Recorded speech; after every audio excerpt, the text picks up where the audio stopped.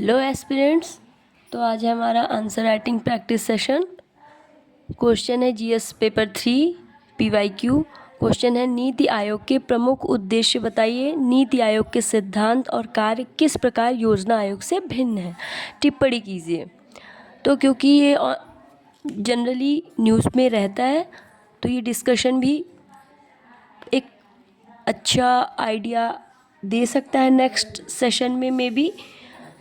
तो इसके लिए जो आंसर है, सबसे पहले इसके लिए इंट्रो दिया कि national institute of transforming India. हाँ, याद रखना है कि जो हिंदी मीडियम के स्टूडेंट्स हैं वो इंग्लिश में एक भी वर्ड्स यूज़ ना करें, क्योंकि इसके भी नेगेटिव मार्किंग होती है। एक सरकारी थिंक टैंक जिसकी स्थापना 2015 में योजना आयोग का स्थान लेने के लिए की गई थी। यह सतत और समावेशी आर्थिक विकास, रणनीतिक सोच और नवाचार के लिए सहकारी संघवाद और नीति निर्धारण को बढ़ावा देता है। यह विकास लक्ष्यों को प्राप्त करने के लिए राज्य सरकारों, विशेषज्ञों, उद्योग, हितधारक और अंतर्राष्ट्रीय संगठनों के साथ काम करता है। क्योंकि इसने कंपैरिजन पूछा है, लेकिन पहले उसके उद्देश्य, क्वेश्चन को जैसे हम डिवाइड करते हैं कि कैसे सॉल्व करना है, तो इसने पहले उसके उद्देश्य पूछे हैं। तो हम पहले उद्देश्य के बारे में डिस्कशन करते हैं। ये कुछ पॉइंट्स हैं। सहकारी संघवाद को बढ़ावा, नीति निर्माण और कार्यान्वयन, ज्ञान नवाचार केंद्र, निगरानी और मूल्यांकन को मजबूत करना, सतत और समावेशी विकास है ना, सस्टेनेबल डेवलपमेंट, जो 17 गोल्स जो है अचीवमेंट, उसके लिए भी इसका ये उद्देश्य है। ठीक है, ये नोट कर लेंगे। अब जो है हम कंपैरिजन देख लेंगे।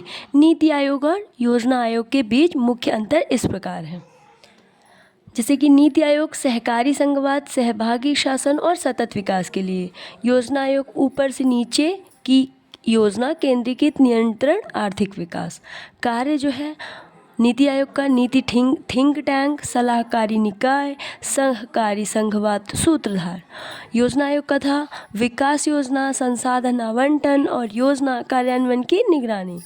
इसकी जो अध्यक्षता थी वो प्रधानमंत्री करते थे, और योजना आयोग नीति आयोग की करते हैं कौन? प्रधानमंत्री। योजना आयोग की कौन करता था? उप प्रधानमंत्री। तो संक्षेप में नीति आयोग योजना आयोग की तुलना में अधिक विकेंद्रीकृत और परामर्शदात्री संस्था है। यह सतत और समावेशी विकास पर भी अधिक केंद्रित है। तो कुछ ऐसा ये आंसर कंप्लीट हुआ है।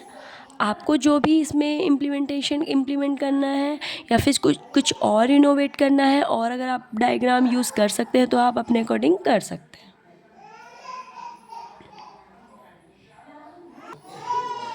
हमारा जो नेक्स्ट क्वेश्चन है,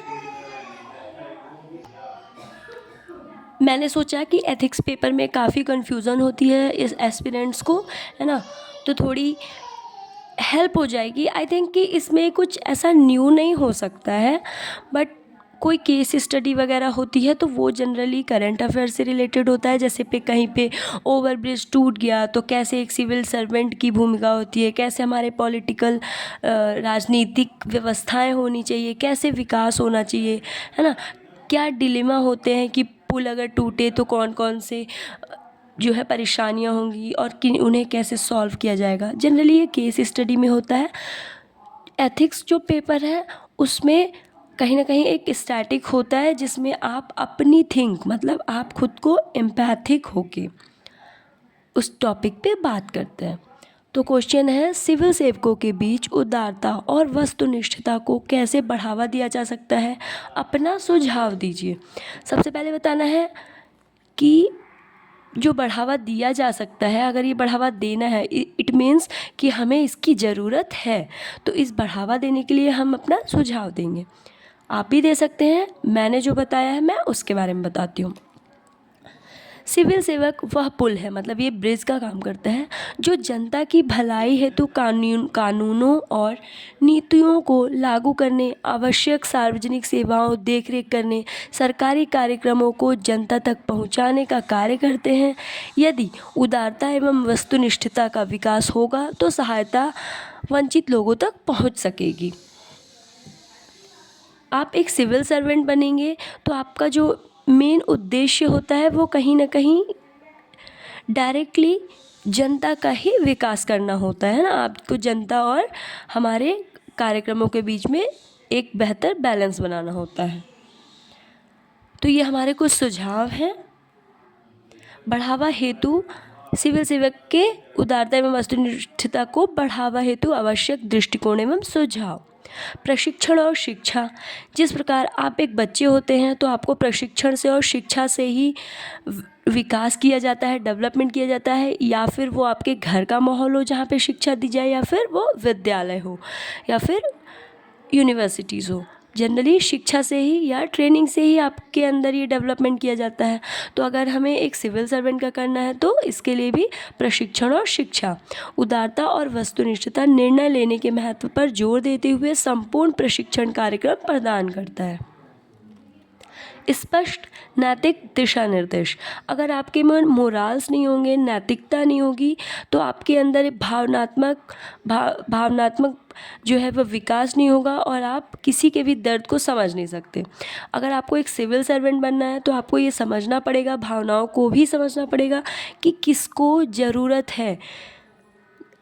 लाइक एग्ज़ाम्पल, कोई एक बहुत बूढ़ी सी लेडी है, उसको आवश्यकता है अनाज की, किंतु उसके पास उस टाइम राशन के अगर पेपर्स नहीं हैं, तो एक डिलेमा होता है कि उस लेडी को या तो फिर वो सुविधाएं दी जाए या फिर उसके पेपर्स देखे जाए। बट वहाँ पे आपके पास भावनात्मक क्षमता भी होनी चाहिए ताकि उस टाइम पे आप एक इंसान होकर भी हेल्प कर सके। ठीक है, तो स्पष्ट नैतिक दिशा निर्देश जैसे व्यक्तिगत अधिकारों के लिए निष्पक्षता और सम्मान की अपेक्षाओं को रेखांकित करते हुए पारदर्शी और अच्छी तरह से परिभाषित आचार संहिता स्थापित करना। विविध और समावेशी कार्यक्रम विभिन्न दृष्टिकोण लाने और पूर्वाग्रह को कम करने के लिए सिविल सेवा के भीतर विविधता को प्रोत्साहित करना, है ना। उनके अंदर सस्टेनेबल डेवलपमेंट। ऐसा ना हो कि कोई सिविल सर्वेंट जो है सिर्फ लेडी से इंस्पायर्ड है तो वो सिर्फ औरतों के लिए कार्य कर रहा हो। ऐसा ना हो कि कोई सिर्फ बूढ़ों के लिए कार्य कर रहा हो। सिविल सर्वेंट के अंदर एक समावेशी विकास होना चाहिए कि जिस भी तरफ या जिसे भी समस्या है उसका समाधान कैसे किया जाए। नियमित नैतिक प्रशिक्षण। स्वतंत्रता और निष्पक्षता के महत्व को सुदृढ़ करने के लिए चल रही कार्यशालाओं और सेमिनारों का संचालन करना, ये जागरूकता को बढ़ावा देता है। कई बार आप लोगों को बोलकर कोई चीज़ बताते हैं तो वो समझ नहीं पाते हैं, लेकिन अगर आप सेमिनार के थ्रू उन्हें कुछ प्रैक्टिकल दिखा रहे हैं या फिर कुछ भी मंच पर जो है एक नाटक प्रदर्शित करके कर रहे हैं तो उन्हें चीज़ें समझ आती हैं। नैतिक प्रशिक्षण। मान्यता और पुरस्कार।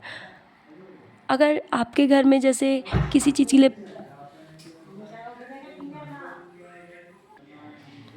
तो पुरस्कार देकर जो है आपके घर में ही अगर छोटी सी भी चीज़ के लिए अगर आपको पुरस्कृत किया जाता है तो आप नेक्स्ट टाइम कुछ और अच्छा करने की कोशिश करते हैं। वैसे ही उनको प्रोत्साहित, आई नो कि एस्पिरेंट्स हैं तो आप सोचेंगे इतने बड़े इंसान को, बट नहीं, हर इंसान को अपनी उम्र और क्षमता के अनुसार प्रोत्साहित किया जा सकता है।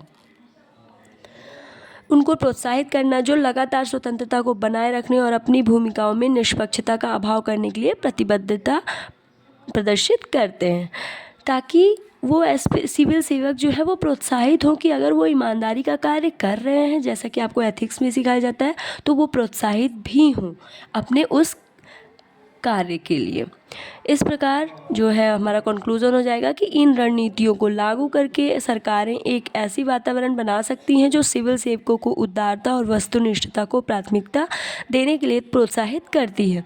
हाँ, इस आंसर को और बेहतर बनाने के लिए आप एक काम और कर सकते हैं। अगर आपको कुछ अच्छे करंट में एग्जांपल्स मिल जाएं जहाँ पे कुछ ऐसा सिविल सर्वेंट के थ्रू किया गया है तो आप उसको भी जो है वो इसमें एज एग्ज़ाम्पल बता सकते हैं। इससे एग्ज़ामिनर और ज़्यादा चीज़ें कनेक्ट कर पाता है कि हाँ, मतलब सामने वाला आंसर जो क्वेश्चन को है वो बेहतर तरीके से समझ रहा है।